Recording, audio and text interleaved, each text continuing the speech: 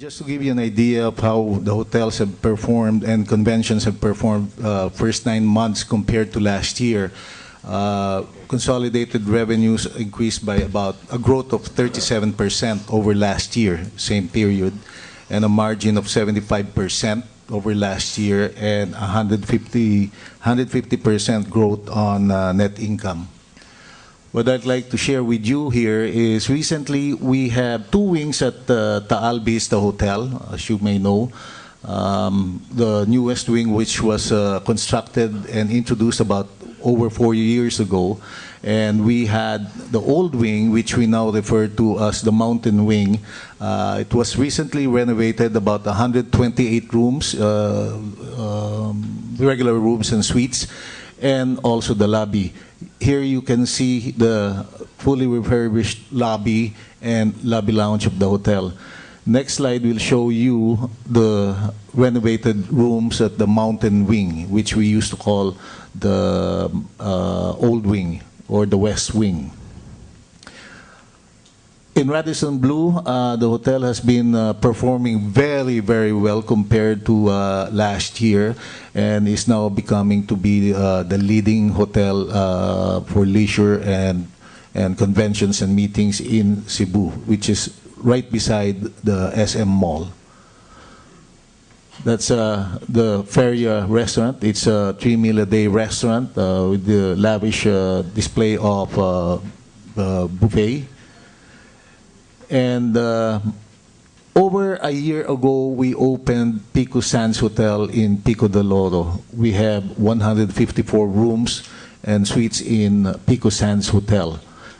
And the next will be, we're also selling it as a, for meetings, conventions, and as you can see on the screen, for socials, weddings as well.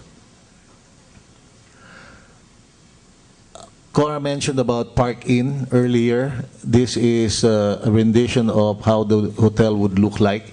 We're looking at opening by February next year, and it's attached to the mall by Bridgeway, as you can see on the left side. And here's a look of how the hotel rooms would look like. Very colorful, efficient, comfortable, functional. We're targeting the business and leisure market in Davao. Park Inn is a brand that SM would want to grow in the future. We're looking at, for the interim, we're looking at about 5 Park Inn hotels for the next 6 or 7 years. It could be more. That is an actual shot of SMX in Lanang. It is probably the biggest meetings and exhibit center in not only in Davao but probably also in Mindanao. How are the bookings going? We have had so far about 2 major meetings there since we opened in about more than a month ago, and we have more meetings coming, and we have the investors investment commission, or which is going to be next week, and they're occupying the entire space of SMX Convention Center. Business is good since we opened. We've had a lot of leads going through throughout next year. So just finally on the CSR operations of SM, no, under SM Foundation, as you know, we have 1,500 graduates already in this program, and there are currently 1,200 scholars under, studying in different areas of the country. And of the graduates, there are 420 with honors, no, Latin honors. In terms of the medical missions, so far we've conducted 725 missions, and we have had 46 farmer trainings with over 5,000 graduates. And under Operation Tulong, which is our emergency program, no, we've served around 54,200 families. These are the graduates of our scholarship program that made it to the top 10 of the CPA board recently. No? So we're very proud of them. And One of them is top 3, top 4, and then top 6 and top 9. So we're very proud of our scholars. So with that, I'd like to end our presentation, and I'll open the floor now to questions if there are any. Anyone care to ask the first question? No. Mag-question na kayo, kasi may dalawang best CFO dito sa table. Napahiya kami dito kung walang question. Pagkakataon nyo na. Biro mo pati yung scholar namin, top notcher ng CPA board. Out of 10, 4 ang top notcher. And these are the sons and daughter of, of tricycle driver, of maids, of helpers. No, this is not a common student. So they work very hard and they study very hard. No? And now they are fully employed. No? They are fully employed. So mag-ask na kayo ng question last time. Yeah, Mike. Good morning. Thank you very much for hosting the briefing. My question is just on SM Retail. Regarding the same-store sales growth, what was the growth like for both the food and non-food groups in the first 9 months? Food and non-food. We have on same-store sales, we are flat. And on the growth, we are, because we have a lot of new stores opening, and we are double-digit on the total. So how many percent? How many percent is it? 10 plus 5 total. 10 plus 5. For non-food, we're up at 9.8, so almost 10. In the food, we have a flat in the same-store sales, and we are positive 10.5 in the overall.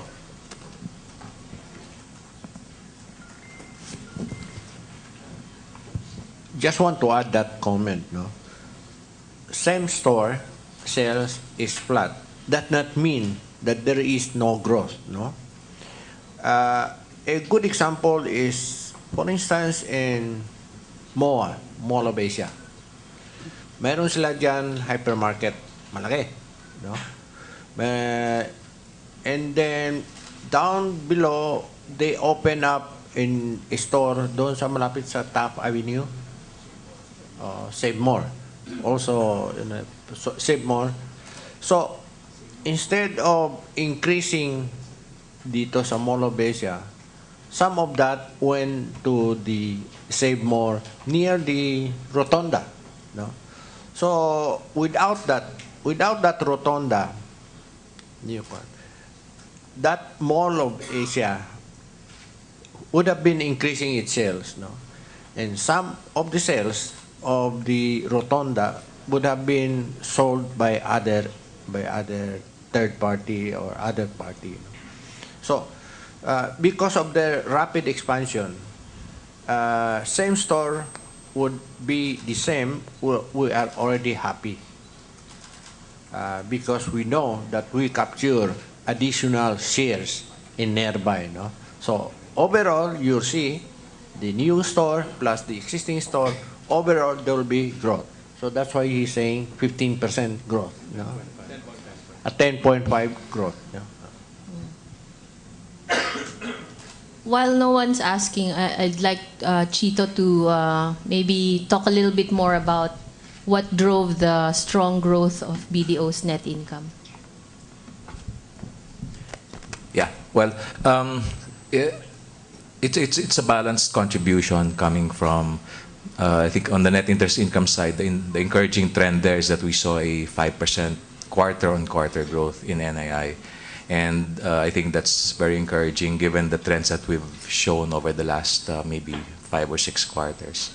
So, and we've also seen that has translated into an improvement in the margins to about 3.6% for the third quarter, coming from the 3.3% average for the first 2 quarters of the year. So that's the encouraging trend. Secondly, on the fee income side, the recurring fees are still growing beyond 10%. I think the 9-month numbers are about 13% growth for recurring fees. So again, that provides us a steady stream of annuity income. And thirdly, there was substantial contribution from the treasury side, as treasury took profits on some of their securities portfolios, and that accounted for the large trading gains in the third quarter. So overall, I think the various segments of the business are contributing respectively to the overall growth. What kind of fees are you referring to? The fees here would be primarily from service businesses, like from the asset management, transaction banking, merchant acquiring fees,